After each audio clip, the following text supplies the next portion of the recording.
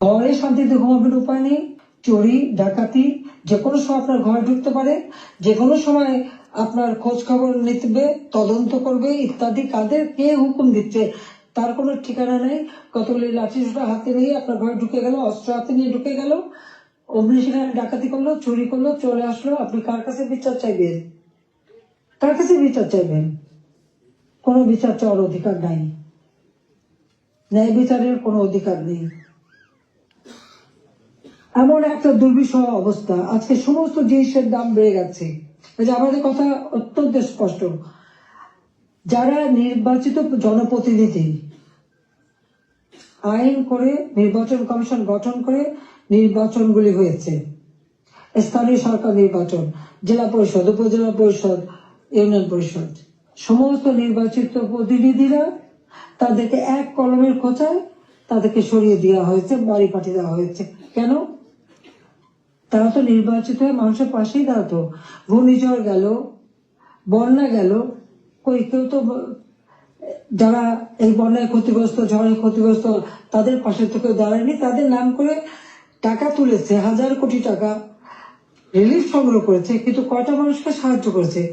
আজকে যদি স্থানীয় সরকারের প্রতিনিধিরা থাকতো, এই জনপ্রতিনিধি তো মানুষের পাশে দাঁড়াতো, কিন্তু সেটা দাঁড়াতে পারেনি। কাজে আমাদের কথা খুব স্পষ্ট, এক কলমের কোথায় জনগণের ভোটে নির্বাচিত প্রতিনিধিদের সেই বিদায় দেওয়া, এটা জনগণকে অপমান করা, ভোটারকে অপমান করা। কাজে তাদেরকে আবার স্বস্থানে স্থান করে দিতে হবে। সরকারি কর্মকর্তা কর্মচারী তাদের উপর হয়রানি বন্ধ করতে হবে, গ্রেপ্তার বন্ধ করতে হবে, মামলা থেকে তাদের রেহাই দিতে হবে, চাকরিচ্যুতি করা হলে, বহিষ্কৃত করা হলে তাদের পুনরায় কাজের ব্যবস্থা করতে হবে। আওয়ামী লীগ সহ সমস্ত রাজনৈতিক নেতা কর্মী, ব্যবসায়ী, সাংবাদিক, সংস্কৃতি কর্মী, পেশাজীবী, শিক্ষক যাদেরকে গ্রেপ্তার করা হয়েছে, মিথ্যা মামলা দেওয়া হয়েছে, সকল মিথ্যা মামলা প্রত্যাহার করতে হবে এবং সকল বন্দীদের মুক্তি দিতে হবে। সেই সাথে সাথে দায় মুক্তি দেওয়া হয়েছে। 15 জুলাই পর থেকে যারা অপরাধ করেছে তাদেরকে দায় মুক্তি দিয়েছে। এই দায় মুক্তি দিয়ে কিন্তু একটা কাজ করেছে, দায় মুক্তি দেওয়ার অর্থ মানে কি? তার মানে এরা অপরাধী। 15 জুলাই থেকে যে হত্যাকাণ্ড, ছাত্র হত্যা মিছিলে, পুলিশ হত্যা, রাজনৈতিক নেতাকর্মী হত্যা, সাংবাদিক হত্যা, সংস্কৃতি কর্মী হত্যা, যতগুলি হত্যাকাণ্ড ঘটেছে, সেই হত্যাকাণ্ডগুলি এবং যতগুলি অগ্নিসংযোগ হয়েছে সেগুলি যারা সংগঠিত করেছে পূর্ণ তদন্ত করে তাদের বিচার করতে হবে। আর এই মিথ্যা মামলাগুলি যাদের বিরুদ্ধে দেওয়া হয়েছে সব মামলা প্রত্যাহার করতে হবে। 15 জুলাই থেকে 8 আগস্ট পর্যন্ত যাদের দায় মুক্তি দেওয়া হয়েছে, এই দায় মুক্তি দেওয়ার কোনো অধিকার নেই, তাদের বিচার করতে হবে। কারণ দায় মুক্তি দিয়ে আমাদের মাস্টার মাইন্ড খুনি ইউনূস সাহেব এটাই প্রমাণ করেছে যে এরা সব অপরাধী, এই সমস্ত অপরাধ তারা করেছে। একই সাথে মিছিল করেছে, ক্লোজ রেঞ্জে গুলি করা হয়েছে, মানুষ মারা হয়েছে। আবু সাঈদের হত্যাকাণ্ড, মুগ্ধর হত্যাকাণ্ড, সব হত্যাকাণ্ডের জন্য কিন্তু এই মাস্টার মাইন্ডরাই দায়ী। কারণ তারাই এই হত্যাকাণ্ড ঘটিয়েছিল, কারণ লাশ ফেলেও সরকার পড়ে যাবে। হ্যাঁ, আমি যদি আরো শক্তি প্রয়োগ করতাম অনেক লাশ পড়তো, আমি সরে আসতাম না। কিন্তু আমি তো লাশের উপরে লাশ ফেলতে চাইনি, আমি তো চাইনি মানুষ আরো জীবন দিক। কারণ আমি তো স্পষ্ট দেখতে পাচ্ছি যে পরিকল্পিতভাবে হত্যা হচ্ছে, পুলিশকে খামাখা দোষারোপ দিচ্ছে, পুলিশকে তো রাবার বুলেট ব্যবহার করেছে। এবং যখন পুলিশকে মেরে ঝুলানো হয়েছে তখন তারা তাদের জীবন বাঁচাতে চেষ্টা করেছে। এটা কিন্তু একটা ইউনিভার্সাল সিস্টেম, এটা বিশ্বব্যাপী আছে, তাদেরও আত্মরক্ষার সুযোগ আছে। কিন্তু যারা এইভাবে পিটিয়ে পিটিয়ে হত্যা করলো, যারা আগুন জ্বালিয়ে দিয়ে পুড়িয়ে হত্যা করলো, তাদের বিচার কেন হবে না? যারা ঘরে ঘরে যে লুটপাট করলো, আগুন দিল, এমপি হোস্টেল, সংসদ ভবন, সেগুলি যারা ভাঙচুর করেছে, প্রত্যেকটা এমপির হোস্টেলের রুম তারা লুটপাট করেছে, তালা ভেঙে ভেঙে। প্রথমে চুরি করেছে, লুটপাট করেছে ছাত্র নামদারি, তারপরে সেখান থেকে পরে পুলিশে দিয়েছে। প্রত্যেকটা বাড়ি বাড়ি যে হামলা, লুটপাট। আমাদের তো কিছুই নেই। গণভবন লুটপাট, আমি তো গণভবন ছেড়ে দিয়ে আসছি। আমরা দেখলাম ইউনূস সাহেব নিজেই তার সমন্বয়কদের নিয়ে চলে গেছেন গণভবনে, কাজে লুটপাটের কিছু ভাগ বটরা নেওয়ার জন্য। সেখানে যা যা উনিও সেই লুটপাট করেছেন। কাজে লুটেরা এখন দেশ লুট করছে। শেয়ার মার্কেটে লক্ষ কোটি টাকা পাচার হয়ে গেল। কোথায় গেল ওই টাকা? ব্যাংকগুলি এক এক করে সব বসে যাচ্ছে। কেন? অর্থনীতিকে এভাবে কেন ধ্বংস করলো? যেখানে মাথা পিছু আয় আমরা বাড়িয়েছিলাম, আমরা আজকে আন্তর্জাতিকভাবে স্বীকৃত যে বাংলাদেশ উন্নত হচ্ছে, 35তম অর্থনীতির দেশ। আমাদের লক্ষ্য ছিল, আমরা প্রকৃতপক্ষে 25তম আমরা করে ফেলেছিলাম। আমরা আরো উন্নত করতাম। 26 সালের মধ্যে বাংলাদেশ আরো এগিয়ে যেত। 41 সালের মধ্যে বাংলাদেশকে আমরা একটা আধুনিক স্মার্ট বাংলাদেশ গড়ে তুলব, সেই লক্ষ্য নিয়ে আমরা কাজ করছিলাম।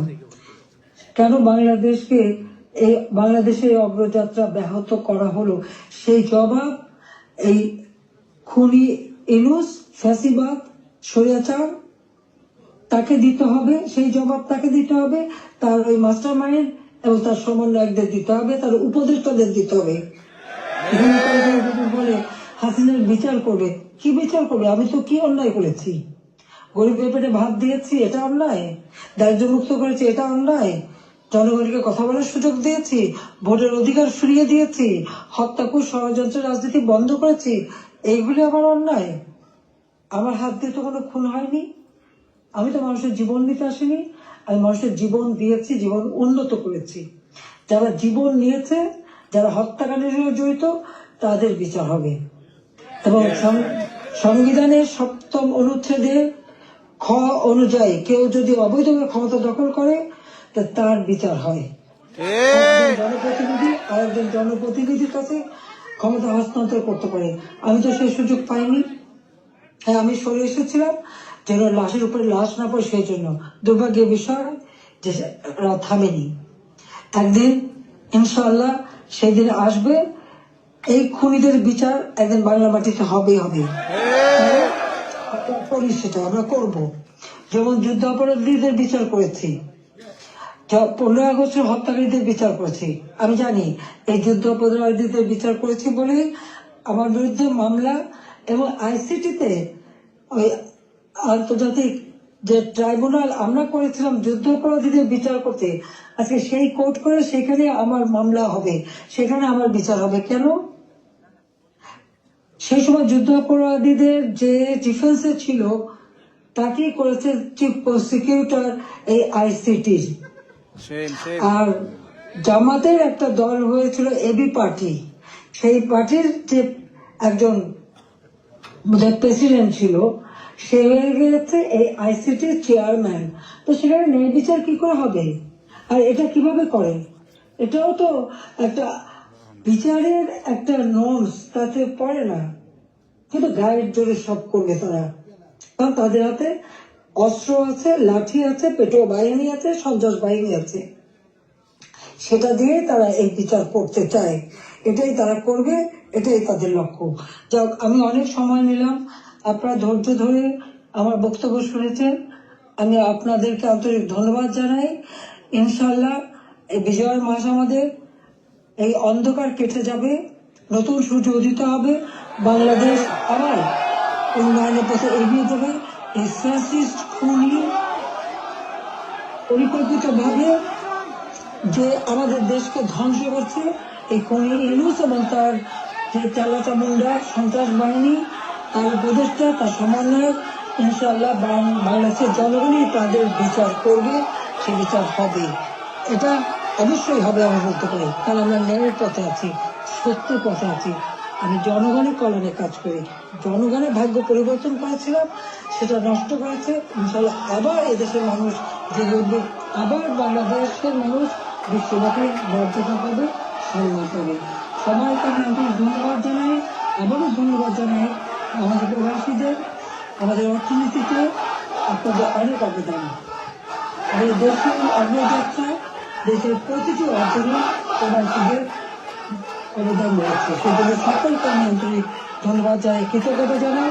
সকলে ঐক্যবদ্ধ হন, এই ফ্যাসিস্ট স্বৈরাচার ইউনূস সরকারের হাত থেকে দেশ যেন মুক্ত হয়, দেশের মানুষ যেন আবার তাদের সুষ্ঠু জীবন ফিরে পায়, সেই কামনা করে জাতির পিতার স্বপ্নে সোনার বাংলা ইনশাআল্লাহ আমরা গড়ে তুলব, সেই প্রত্যয় ব্যক্ত করে আমার বক্তব্য শেষ করছি।